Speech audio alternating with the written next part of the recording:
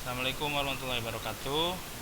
Eh, Belajar kita hari ini adalah tentang sarana dan prasarana. Jadi tadi bapak nggak rekam panjang, ternyata teka rekam.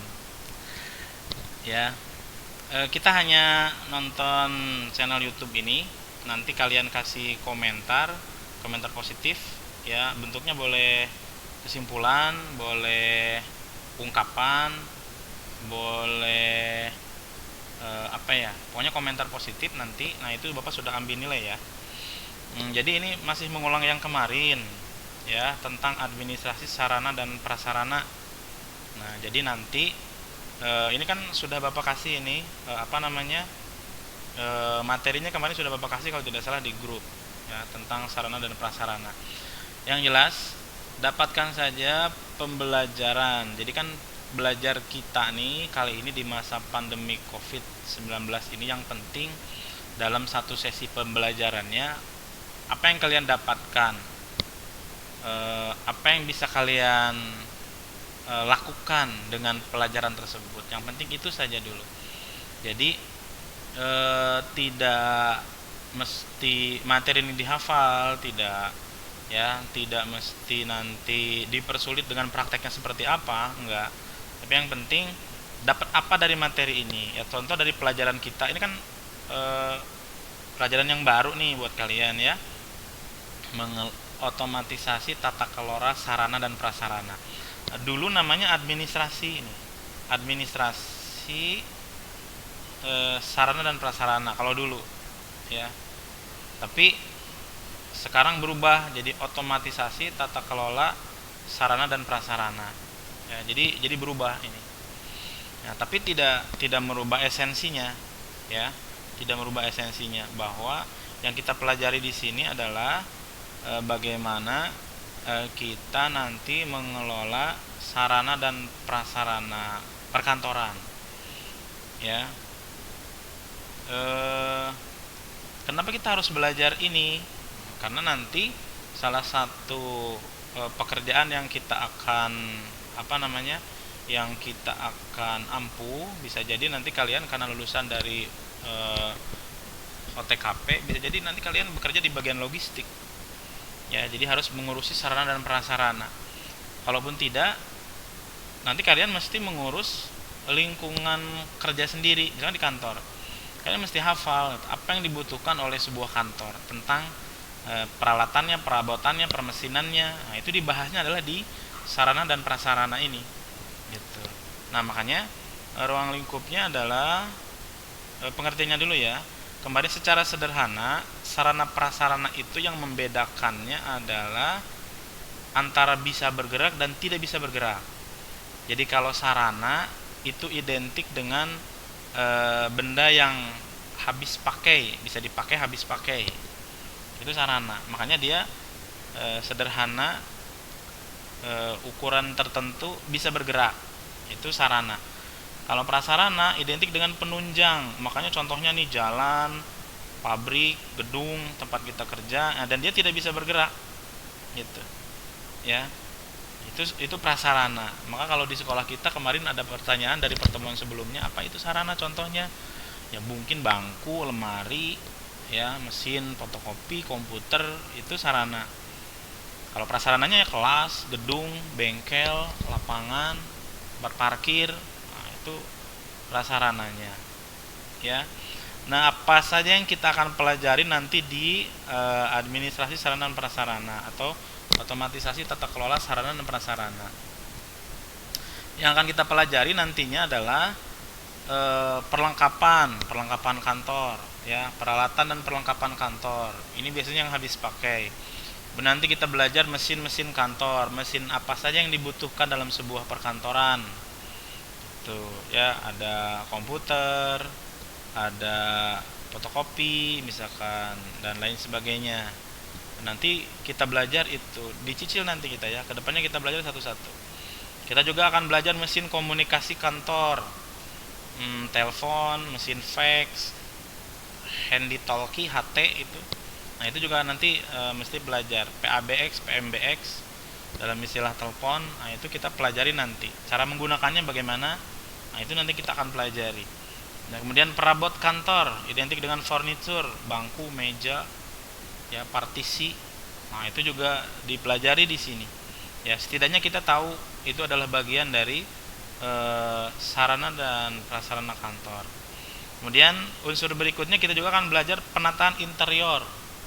Ruang kantor ini seperti apa harusnya biar nyaman. Itu nanti kita belajar. Biasanya kita belajar menggambar, ya. Ini sepaket dengan layout. Layout kantor itu kan tata letak. Meja di mana, kursi di mana, jam dinding di mana, ya. Taplak mejanya seperti apa. Nah, untuk kita seorang jurusan OTKP itu belajar. Nah, biar nantinya kita betah di tempat kerja. Kalau kita betah, nah berarti nanti bekerjanya juga kita lebih nyaman dan lebih bisa produktif, banyak menghasilkan hasil pekerjaan, gitu ya. Nah, kemudian tujuan sarana dan prasarana. Jadi kenapa kita belajar ini? Kenapa di sebuah kantor ada administrasi sarana prasarana? Yang pertama, untuk mampu menyediakan sarana prasarana yang sesuai dengan kebutuhan. Ini nanti di fungsi analisis. Makanya ketika mau mau menyediakan sesuatu, mau membeli sesuatu untuk kebutuhan kantor, maka dianalisis dulu. Ini tes sesuai apa enggak dengan pekerjaannya, meringankan enggak, gitu, membantu enggak. Kalau mau lebih cepat fotokopi, belinya apa hanya printer atau mesin fotokopi, tergantung ini kan mereknya, harganya, itu semua dianalisis. Ya, jadi nanti kita mampu menyediakan itu. Yang kedua, tujuannya adalah mampu menyediakan informasi berkaitan dengan keberadaan. Nah, jadi nanti ini seperti halnya peran seorang logistik, ya. Jadi nantinya kalau ada apa-apa yang bertanya tentang sarana prasarana, ya kita tempatnya, gitu. Yang mengedarkannya kita orangnya, ya. Nanti siapa yang kalau hilang pertanggungjawabannya ya kita juga, yang nyatet kita, ya. Seperti istilah sederhana dalam mengelola peralatan, ada inventarisasi barang. Itu salah satu tujuannya adalah untuk informasi di mana barang itu ada, tidak ada, berapa jumlahnya. Datanya kita yang buat, nanti kita akan belajar itu, ya. Kemudian mampu menjaga dan mempertahankan kondisi teknis, daya guna dan hasil. Ini bagaimana nanti merawat, memelihara agar sarana dan prasarana yang dimiliki itu lebih awet, ya, sehingga lebih bisa menghemat dan lebih banyak menghasilkan hasil pekerjaan. Jadi jangan sampai hanya bisa membeli, nggak dirawat, ya akhirnya kan nanti pas butuh dia tidak berfungsi dengan baik, ya. Makanya ini dicegah, ya, diantisipasi. Nah, itu adalah dirawat tersebut tadi. Jadi bagaimana caranya nanti setiap peralatan, mesin, perabot yang digunakan itu selalu standby setiap saat dan siap untuk digunakan. Nah, kita juga belajar itu, ya. Nah, nanti juga kita harus bisa menyediakan pedoman kerja bagi setiap unit kerja. Jadi kalau kita memiliki suatu alat, benda, kita buat SOP-nya, cara menggunakannya seperti apa, cara menyelesaikan seperti apa, cara menyimpannya di mana, sehingga nanti lebih awet tadi dan tidak menimbulkan resiko yang serius, ya, karena kan banyak terjadi kecelakaan kerja akibat mesin, akibat peralatan itu karena memang standar penggunaannya tidak dibuat. Dan nanti bagaimana kita bisa membuat itu, ya, dengan cara yang sederhana. Mampu mengembangkan budaya penggunaan sarana prasarana atau perbekalan secara bertanggung jawab. Nah, ini juga nanti kita membuat aturan tentang bagaimana sarana dan prasarana ini digunakan oleh orang-orang yang menggunakannya dengan di lingkungan pekerjaan kita, gitu, ya. Ya, efisiensi sekali lagi, menghemat, gitu. Ya, bagi perusahaan sih begitu memang, ya. Nah, fungsi dari administrasi sarana dan prasarana adalah yang pertama perencanaan, tadi Bapak bilang. Jadi kita ini harus mampu merencanakan apa saja yang dibutuhkan oleh sebuah perusahaan, oleh sebuah perkantoran kalau kita kerja di kantor, oleh sebuah unit, Jadi apa yang dibutuhkan, nah itu kita harus bisa menganalisis itu. Ya, membantu dalam menentukan tujuan, meletakkan dasar dan menentukan langkah-langkah yang akan dilakukan. Jadi dianalisis. Menghilangkan ketidakpastian, ya. Jadi segala sesuatunya mesti pasti, ada atau tidak, mesti ada. Bisa atau tidak, mesti bisa. Ya, sehingga nantinya dapat dijadikan suatu pedoman atau dasar untuk melakukan pengawasan. Kalau direncanakan dengan baik, maka nanti diawasinya juga bisa mudah. Kalau datanya ada lengkap, maka nanti pelaporannya juga akan mudah. Nah, itu pentingnya perencanaan dalam pengadaan sarana dan prasarana. Yang kedua, eksekusi pengadaan. Setelah direncanakan apa yang mau diadakan, apa yang mau dibeli, baru diadakan, dieksekusi, dibeli. Ya, ini juga nanti kan akan berkaitan dengan di mana kita membeli, berapa harganya, bagaimana hukum perpajakannya, bagaimana nanti kita mendapatkan dan menyimpan bukti transaksinya. Nah, itu juga kita mesti belajar itu. Jadi nggak sembarangan, karena sekarang kan belanja sesuatu, apalagi mesin, perabot yang nilainya luar biasa, jutaan, puluhan juta, itu ada pajak dan lain sebagainya yang harus kita perhatikan hubungannya dengan pemerintah kita. Apalagi kalau misalnya mengadakan mesin yang didatangkan dari luar negeri, itu kan hubungannya dengan bea cukai dan lain sebagainya. Nah, itu kita juga akan belajar itu nanti. Pemeliharaan, nah, bagaimana nanti yang sudah direncanakan dibeli, berikutnya adalah dipelihara. Ya, karena tadi kan jangan sampai nantinya tidak optimal. Kalau dipelihara nanti optimal usia pakainya. Ya, masa ayeuna komputer setahun habis, setahun rusak, kan janggal juga. Itu bagaimana nanti memakainya, dipertanyakan. Makanya dipelihara. Ya, supaya nanti usia pakainya lebih lama, berarti kita mendapatkan efisiensi dari masalah biaya. Yang kedua, kenapa dirawat, dijaga, dipelihara? Untuk menjamin kesiapan. Tadi jangan sampai pas mau dipakai dia tidak layak pakai. Ya, mobil mau dipakai karena nggak dirawat, mogok tengah jalan, kan nggak efektif. Ya, komputer mau dipakai ngebeledug, nah itu juga kan berarti tidak dijaga, tidak dirawat. Meja pas mau didudukin, kursi pas mau didudukin reot, rusak, itu juga nggak dijaga. Ya, kenapa harus dijaga? Yang ketiga, ini menyangkut keselamatan. Banyak kan sekarang berita-berita terjadi kecelakaan pada saat pekerjaan. Mobil mah sudah jelas, transportasi, tabrakan, remblong, itu kan nggak dijaga, nggak dirawat. Di lingkungan pabrik misalkan kebakar, rambut perempuan kelilit mesin, lain sebagainya, tangan kepotong. Nah, itu kan karena memang tidak dirawat. Ya, salah satunya. Ya, makanya kalau dijaga dan dirawat dengan baik, nanti umurnya akan awet, efisiensi kita, ya, dari segi biaya, ya, jarang terjadi kerusakan, ini juga hemat biaya, ya, kemudian terkontrol sehingga terhindar dari kehilangan. Itu kalau dijaga, dirawat, dicatat, jadi tidak mudah hilang. Jadi nanti akan kedetek ada di mana, walaupun dipinjam nanti ada catatannya siapa yang minjem.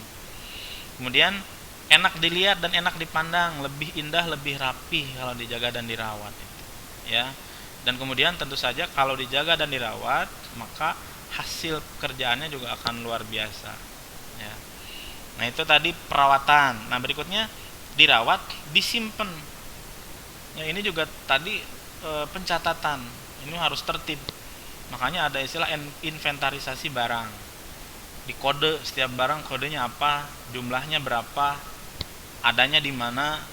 Kalau disimpan di ruangan, tiap ruangan ada daftar inventaris, ada apa aja di sini, diperiksa, dicek secara berkala. Kalau bulan depan dicek ada kursi hilang satu, kita akan tahu karena ada datanya. Gitu. Komputer hilang satu, ada datanya. Jadi akan ketahuan. Nah, kita juga mesti belajar itu. Ya, diawasi. Nah, jadi nanti kalau ada yang kurang dilaporkan, nanti dibelinya kapan. Kalau ada yang rusak, nanti dihapusnya seperti apa prosesnya, karena kan tidak sembarangan. Akhirnya rusak, buang, nggak bisa gitu. Ada caranya. Cara penghapusannya ada caranya, ada berita acara, dilaporkan ke pimpinan. Nah, itu juga secara prosesnya ada. Jadi nggak sembarangan. Nah, supaya nanti sekali lagi dalam pelaporan kita dimudahkan. Tahun ini habis berapa, yang rusak berapa, yang diperbaiki berapa. Nah, itu kan nanti akan dilaporkan. Nah, makanya harus diawasi dengan baik setiap apa yang ada sarana dan prasarana yang ada di lingkungan kita. Nanti kita belajar lebih lanjut lagi ya. Nah, sederhananya seperti itu. Ini awal ya, baru awal. Nah, yang penting adalah ini dibaca, kemudian apa manfaat yang bisa kita dapatkan dari belajar ini. Ya. Ya misalkan di rumah kan kita juga difasilitasi oleh orang tua. Tas, sepatu, baju, lemari, kamar, motor yang punya motor. Itu kan sarana prasarana dari orang tua. Nah, kita juga kan belajar bagaimana caranya supaya semua yang diberikan itu bisa manfaat untuk kita, awet buat kita, hemat buat orang tua kita. Itu kan dijaga dan dirawat. Baju udah jelas, cuci selalu, setrika selalu, simpan di mana yang benar. Sepatu, HP dijaga, dirawat seperti apa, motor yang punya motor dirawat, dijaga supaya aman dan lain sebagainya. Itu kan manfaat dari pembelajaran ini, bahwa ternyata kalau kita bisa merencanakan dengan baik setiap kebutuhan, jadinya kita akan hemat. Kalau dirawat, jadinya nanti tidak berbahaya untuk kita, awet juga, hemat juga, dan manfaatnya lebih kerasa banyak yang kita miliki kalau kita rawat, kalau kita pelihara ya. Kemudian kalau kita selalu melakukan pengawasan, pengecekan, pencatatan, maka apa yang kita miliki tidak pernah nantinya hilang tiba-tiba. Hafal siapa yang pinjam, letaknya di mana. Ini adalah pembelajaran sederhana dari materi kita tentang administrasi sarana dan prasarana. Ya, itu mungkin nanti dilanjutkan. Jadi pembelajaran kita hari ini kalian tulis komentarnya, komentar positifnya. Boleh isinya tentang rangkuman, pendapat positif tentang materi ini atau tentang kasus yang kalian sering dapatkan di rumah. Itu boleh di kolom komentar. Jangan lupa sebutkan nama asli. Nanti Bapak simpan di penilaian di Google Classroom. Jadi nanti nilainya Bapak simpan di Google Classroom. Itu ya. Ya, selamat beraktivitas lagi. Terima kasih. Semangat. Assalamualaikum.